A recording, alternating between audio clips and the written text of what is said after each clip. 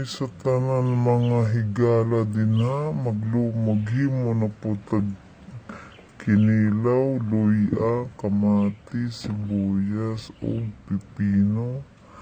Amo ni ang atong himuong og kinilaw, galunggong nga gagmay. Nakalimot ko bala guys paghambal. Butangan pala nato ni siyang sili.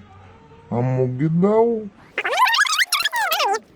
Lagyan natin ng paminta.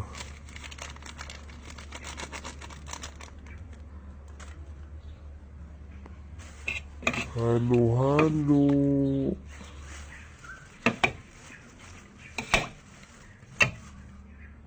Pigaan natin ng kalamansi guys.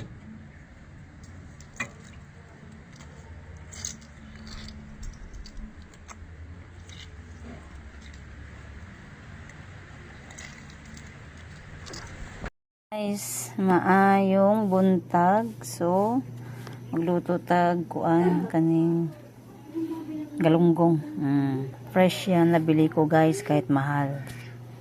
Butangan na tog malunggay. Magsabaw ko ba? Magsabaw. Diba? So, ato ana ni siyang ilunod kay bukal na ang tubig guys.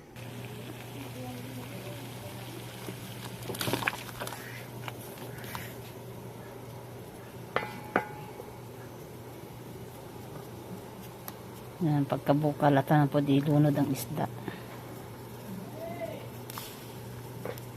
Mahal kayong isda oy. So bukal na guys, ako na tanang ilunod ni, ako raman isa. So yan, ako ra isa mukaon anak.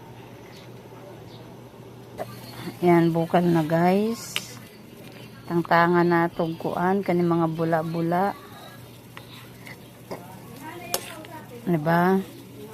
Atuaning tangtangon ang bula, guys. Kaya mo naman yung dugo pa sa isda ba?